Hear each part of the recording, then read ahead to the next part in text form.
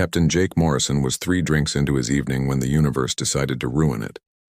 He sat in a dingy bar on Station Kepler 9, nursing something that tasted like regret mixed with antifreeze, when every screen in the establishment went blank. Then they all flickered to life, showing the same thing. Ambassador Krellis of the Galactic Council, looking like someone had just told him his entire net worth was in cryptocurrency. "Attention all vessels and stations," Krellis began, his 4 eyes blinking in that way that made humans deeply uncomfortable. "We are experiencing an unprecedented crisis. 47 member civilizations have ceased all communications. The Zenthari, the Koriaks, the Luminal Collective, all silent. We have no explanation for this phenomenon." Jake took another sip. He did not look surprised. He looked like a man watching a rerun. Krellis continued, his voice taking on that special tone politicians use when they are about to suggest something terrible. "The Council has determined that this situation requires investigation by a species with, shall we say, unique qualifications. A species with nothing to lose. Humanity, you are hereby tasked with discovering what happened to our missing civilizations." The bar erupted in protests from the handful of human spacers present. Jake just smiled into his drink. "This is garbage," someone shouted. "They are sending us because we are expendable." "Correct," Krellis said without hesitation. "But also because you have a peculiar talent for surviving situations that should absolutely kill you. Consider it a compliment. Any volunteers will receive hazard pay and salvage rights. Krellis out." The screens went dark. The bar descended into chaos. Jake stood up, stretched, and walked to the bar to pay his tab. "You are not actually considering this, are you?" the bartender asked, a 3-armed Venusian who had seen too many bad decisions to be impressed by new ones. "Oh, I'm absolutely considering it," Jake said, grinning in a way that suggested he knew something no one else did. "In fact, I have been waiting for this." "Waiting for what? A suicide mission?" "Nah," Jake said, tossing credits on the counter. "Round 2. The bartender watched him leave, then looked at the other patrons. "That guy is going to die horribly." "Probably," someone agreed, "but I bet he will do it in an entertaining way." Jake walked out into the station's main corridor, already pulling up his contact list. The universe had gone quiet. 47 civilizations, all advanced enough to be insufferable about it, just vanished. No distress calls, no warning, nothing. It was almost beautiful in its completeness. Most people would be terrified. Jake Morrison was many things: a drunk, a has-been, a man who had been kicked out of the Earth Defense Fleet for what his file diplomatically called creative insubordination, but terrified was not on the list. Not anymore. Not after what he had seen 50 years ago. He made his first call. "Roxy, how would you feel about a mission that will probably get us killed but might also be the most interesting thing to happen this decade?" There was a pause on the other end. Then, "Does it pay?" "Hazard rates plus salvage rights to 47 dead civilizations." Another pause. "I am in. When do we leave?" 24 hours, bring your anger issues. We are going to need them." Jake made 2 more calls. An old professor who should have retired decades ago but refused to let the universe have the last word. And a trader who owed him money and would do anything to clear the debt, including flying into the great unknown. As he walked toward the dock where his ship waited, Jake allowed himself a small laugh. The universe had gone silent and everyone was panicking. But Jake Morrison had seen this movie before. He knew how it ended. The only question was whether humanity could pull off the same trick twice. And honestly, Jake thought, the universe was about to find out that humanity's greatest talent was not knowing when to quit. He reached his ship, a battered cargo hauler that had been through more disasters than most ships survived even one of. The name painted on the hull was faded, but still legible. Probable cause. "Perfect," Jake muttered, keying in the access code.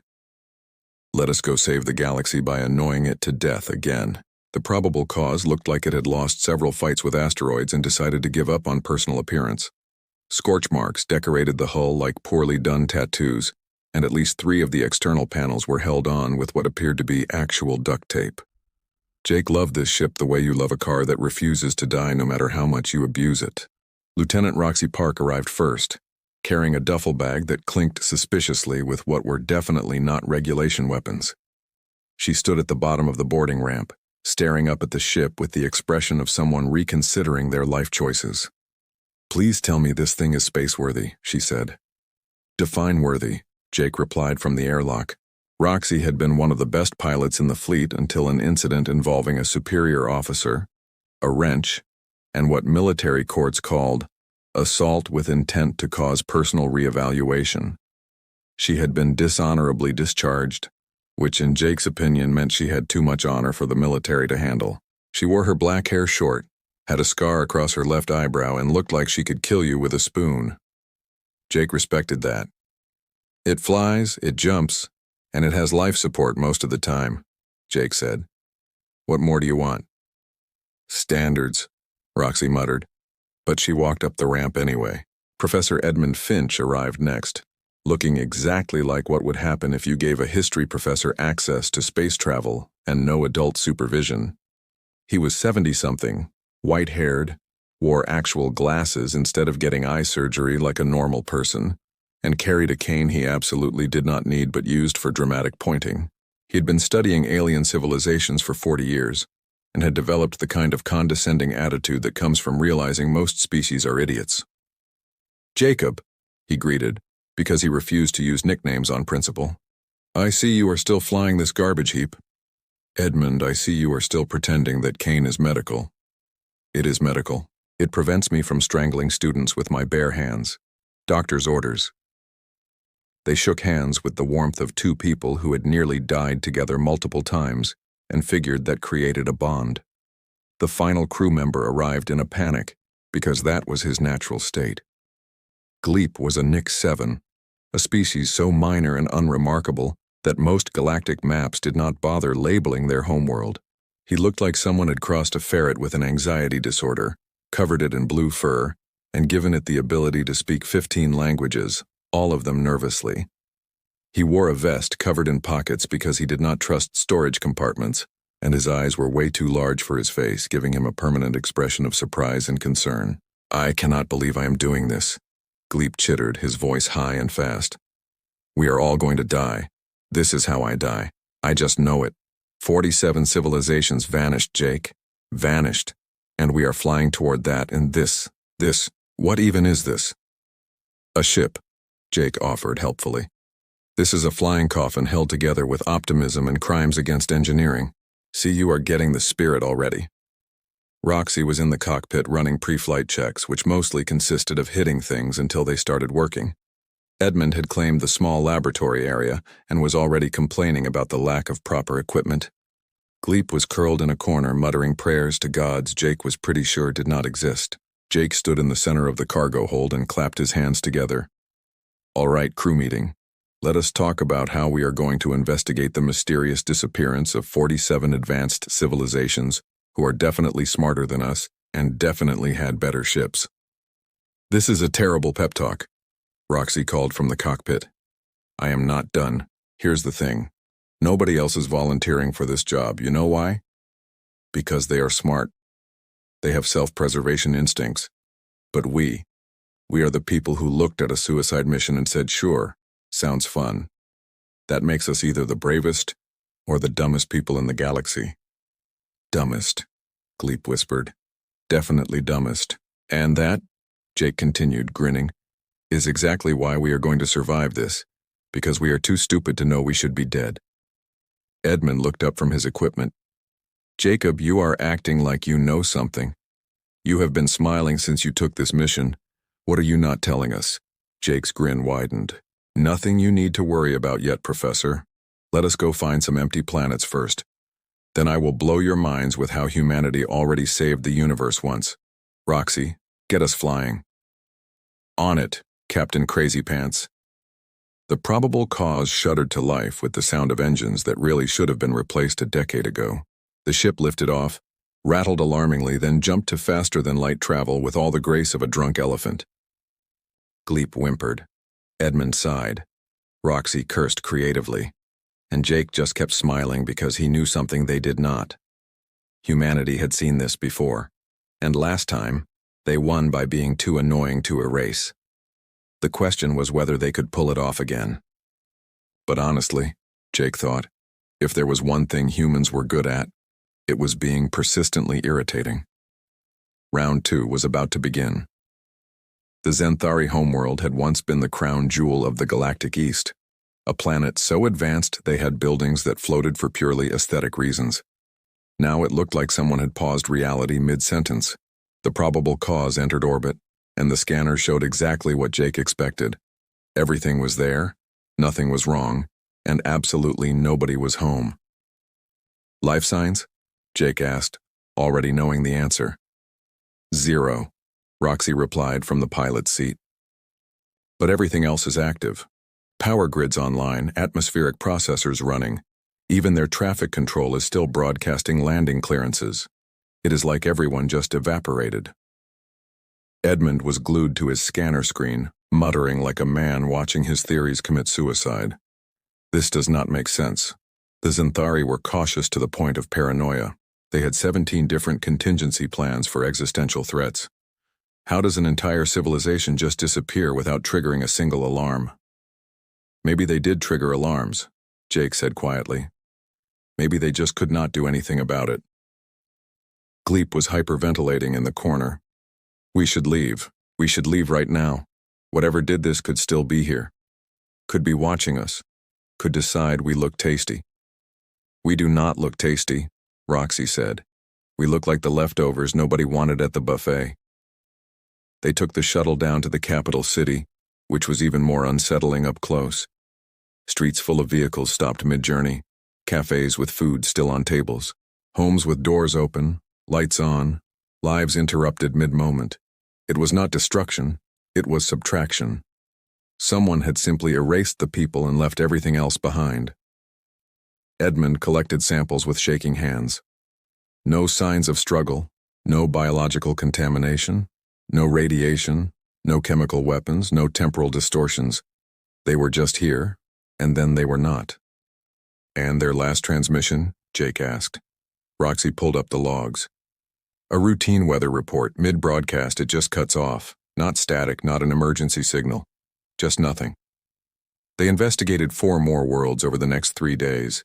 The Koryak system, where a species of militant pragmatists had built a civilization on redundancy and backup plans, gone. The Luminal Collective. Energy beings who existed in a state humanity barely understood. Gone. The Krivos, a hive mind species whose entire species consciousness just blinked out like a candle. Every world told the same story, normalcy, then absence, no transition, no warning. By the 4th world, even Roxy was getting nervous. She found Jake in the cargo hold, staring at a star map with too many red markers. All right, Captain. You have been way too calm about this. Most people would be terrified. You are acting like you are watching a show you have already seen. What do you know? Jake did not look away from the map. You notice a pattern with these civilizations? They are all advanced, all powerful, all gone. More specific.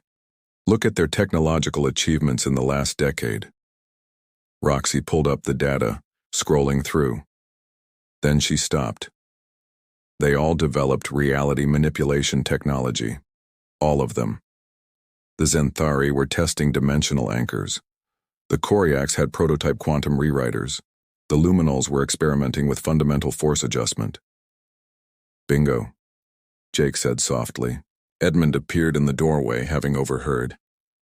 You are suggesting their technology is what attracted whatever did this. But that would mean, Jacob, does Earth have this technology?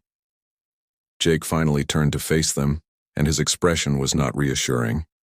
It was the look of someone carrying a very heavy secret for a very long time.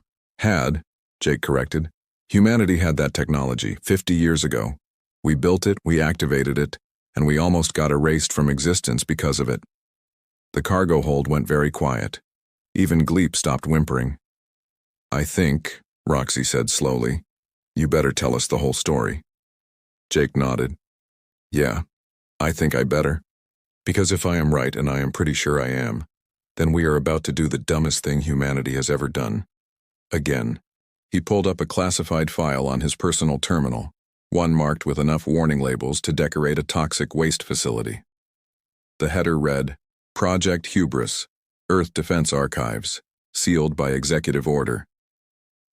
Let me tell you about the time humanity opened a door we should have left closed, Jake began, and how an old janitor named Earl saved the entire species by being really, really annoying. Edmund sat down heavily. Roxy's hand moved to her sidearm, a nervous habit. Gleep made a sound like a tea kettle giving up on life. And Jake Morrison, former captain, current drunk, and apparently humanity's institutional memory, started talking about the day Earth learned that the universe has rules, and breaking them gets you noticed by things that do not appreciate rule breakers. Jake pulled up a grainy video file dated 50 years back. The image showed a facility that looked like someone had given scientists too much funding and not enough adult supervision. Gleaming equipment surrounded a massive ring structure that hummed with barely contained energy. Project Hubris, Jake began, and Edmund actually laughed at the name. Yeah, they knew what they were doing. Humanity had just figured out how to manipulate quantum foam, bend space-time like taffy, basically edit reality's source code. We thought we were so clever. The video showed scientists celebrating, champagne being passed around. Then the ring activated, the image distorted, colors bleeding into shades that should not exist. And then something noticed. The void between, Jake said, his voice going flat. That is what we called them. Not aliens. Not from another dimension. From the space between dimensions. The cracks in reality, where nothing is supposed to exist. The video showed shapes that hurt to look at, geometry that made your brain itch, scientists screaming, equipment failing, and then, most terrifying, silence. The feed cut out. 18,000 people worked at that facility, Jake continued. When we got there, 16 of them were left. Everyone else was just gone. Not dead, gone. Erased. Like they had never existed except we remembered them, which somehow made it worse. Roxy was staring at him. You were there. I was part of the response team, 26 years old, fresh out of officer training, absolutely not prepared for what I saw. The entities did not just erase people. They started erasing the idea of people. Memories began fading, records corrupted. It was like the universe was deleting humanity's save file. Edmund leaned forward. But we are still here. Obviously something stopped them. Jake actually smiled at that. Yeah, a 68-year-old janitor named Earl Watkins. Guy had worked at the facility for 30 years, cleaned up after the smartest people on Earth, and he figured something out that all those geniuses missed. He pulled up another file, this one showing an old man in a maintenance uniform standing in front of a microphone, looking annoyed. The entities came through because we disturbed them. They were trying to erase us not out of malice but because we were annoying. We were loud, disruptive, messing with things we should not mess with. So Earl, and I swear this is true, Earl decided to fight back by being even more annoying. What? Roxy said. He started broadcasting at them. Old TV commercials, spam emails, telemarketer scripts. He read the entire terms of service agreement for software nobody used anymore. For 48 hours straight, Earl Watkins bombarded these reality-ending entities with the most irritating content humanity had ever produced. The cargo hold was dead silent.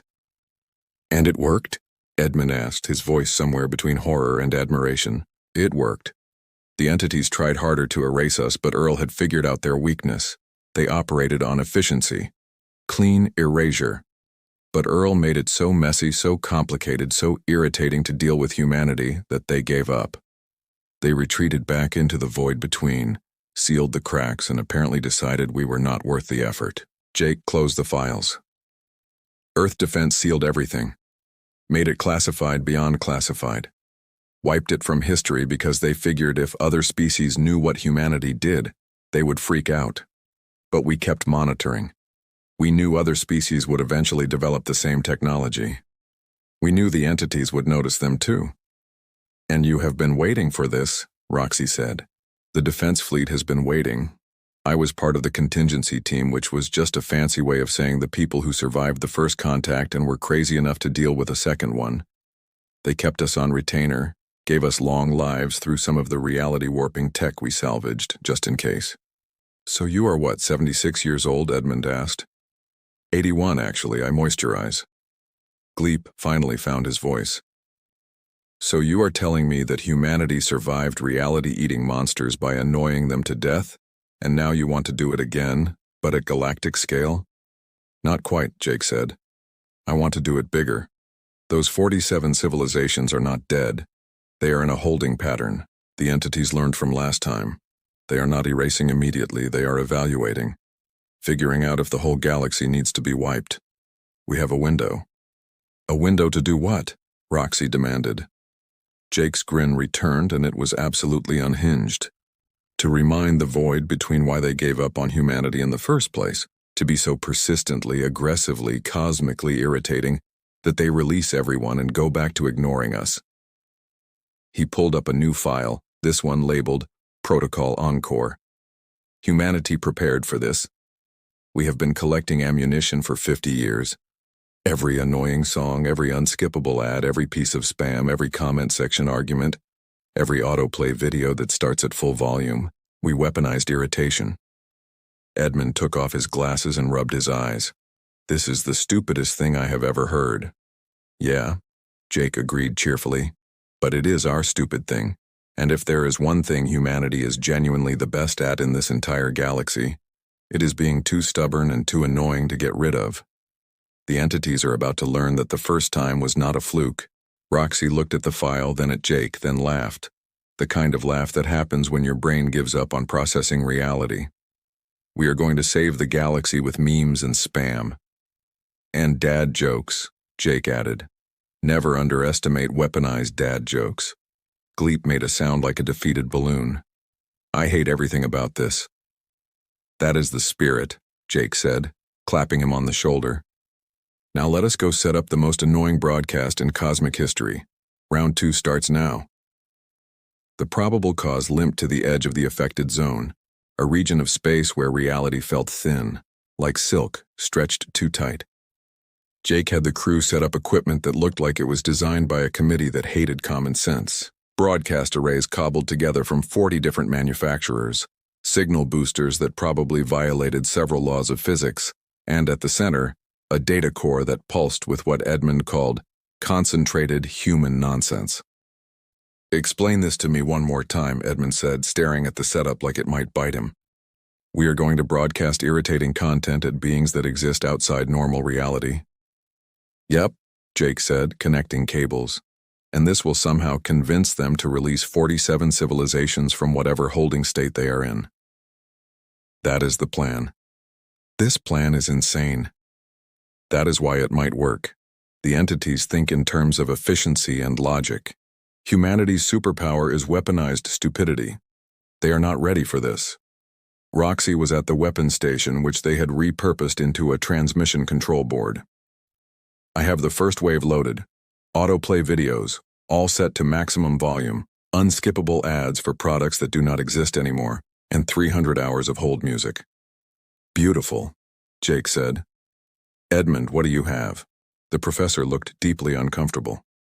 I have compiled every scientific paper written in passive-aggressive peer review language, every comment section argument about trivial matters, and the complete collected works of people who argue about fictional character power levels.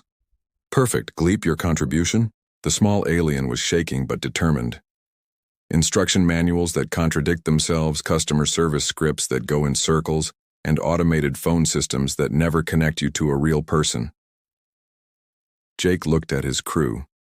This collection of misfits about to do something so monumentally stupid that it just might save the galaxy. I have got the finale loaded. Humanity's greatest hits, every earworm song, every viral video, every piece of content designed to lodge itself in your brain and never leave. And at the end, a personal message to the void between, just to make sure they know exactly who is annoying them. He activated the first broadcast array. The ship's systems groaned under the load. Signal is strong, Roxy reported. We are broadcasting on every frequency, every dimension we can reach. If the entities are out there, they are definitely hearing this. At first, nothing happened. The stars remained cold and distant. Space maintained its usual indifference. Then the sensors started screaming. "We have got a response," Edmund shouted. "Reality distortions forming all around us. Multiple signatures. They are paying attention." The view screen flickered, showing shapes that should not exist, angles that hurt to perceive. The entities were emerging, and they did not look happy. Well, they did not look like anything comprehensible, but the vibe was definitely angry. "Increase broadcast power," Jake ordered. "Hit them with wave 2.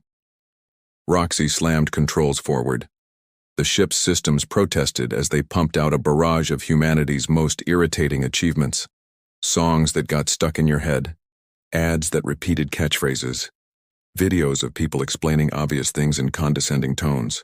The comment section wars of 1,000 websites, each argument more pointless than the last. The entities reacted. Space twisted. The probable cause shook as reality tried to figure out what was happening. "They are trying to pinpoint us," Edmund yelled over alarms, "attempting to erase the source of transmission." "Let them try," Jake said, activating the third wave. "Gleep, your stuff is up." The automated systems and circular logic flooded the void. Instructions that made no sense. Customer service nightmares that trapped you forever. Bureaucracy weaponized. The entity's response intensified. The ship's hull began to warp, panels flickering between existing and not existing. "Jake, we are not going to last much longer," Roxy called out, fighting to keep the ship stable. "Whatever you have got planned now would be great." Jake pulled up the final transmission. This one was different. Not automated content, but a live feed. Him, staring into a camera, about to have a conversation with beings that could erase him from existence with a thought. "Broadcast on all channels," he said. "Let me talk to them." The feed went live. Jake looked into the camera and smiled that infuriating smile. "Hello there," he began.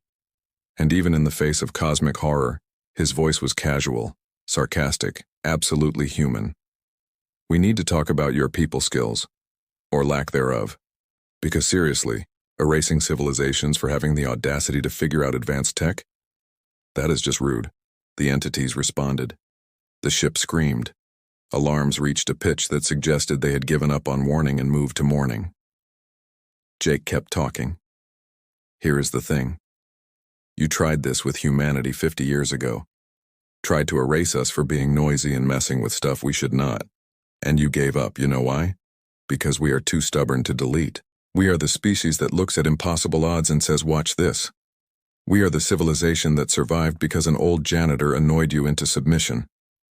Reality was fracturing around them. Edmund was praying to scientific principles. Gleep was crying. Roxy was laughing because what else do you do when existence is collapsing? "So here is what is going to happen," Jake continued, his voice steady. "You are going to let those 47 civilizations go. Release them back to their worlds. Stop whatever evaluation you are doing. Because if you do not, I have got 50 more years of humanity's collected annoyances ready to broadcast. Every trend, every meme, every piece of content that made people throw their devices across the room. I will make the rest of your existence so irritating that erasing us will seem like more effort than it is worth." He leaned closer to the camera. "And if you do erase us, every species in this galaxy will know how. We have spread the information. The galaxy now has the instruction manual for annoying you to death. You erase one humanity, 10 more pop up doing the same thing. We are the cockroach of civilizations. We survive out of spite." The ship shuddered one final time. Then, suddenly, silence. The alarm stopped.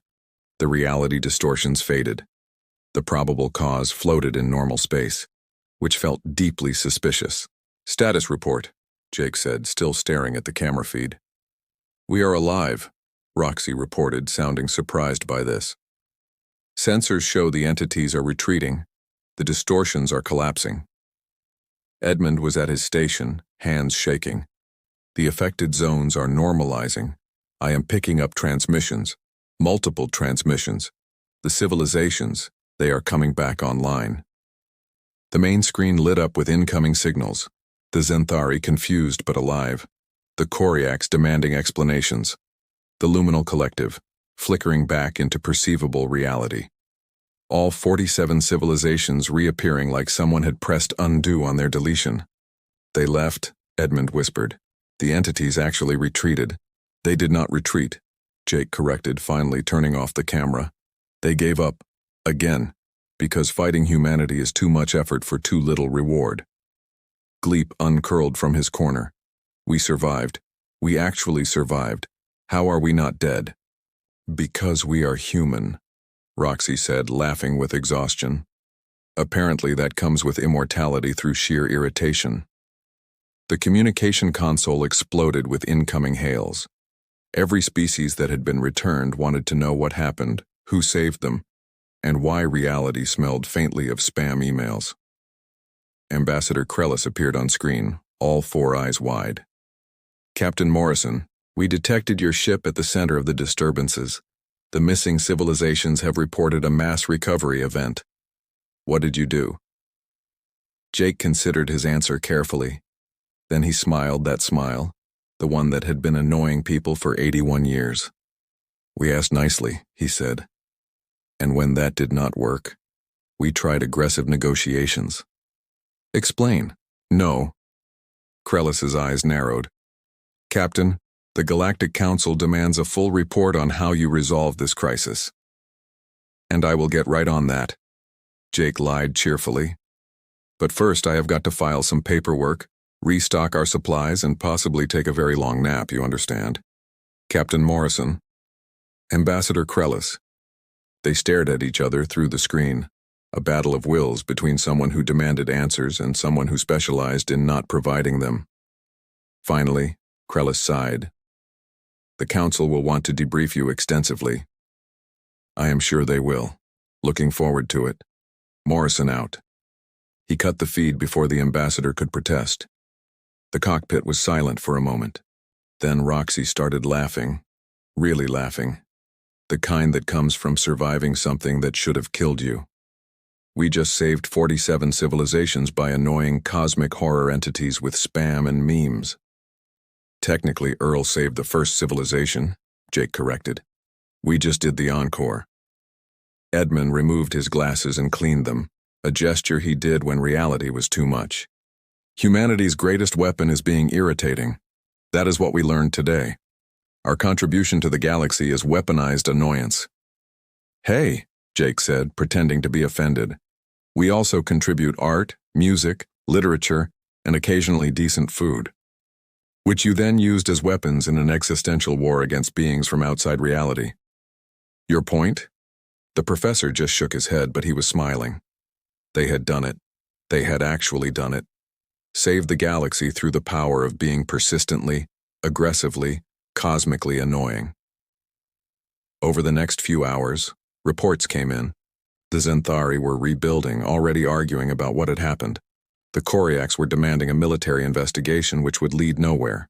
The Luminal Collective had decided the whole event was too confusing and went back to existing in peace.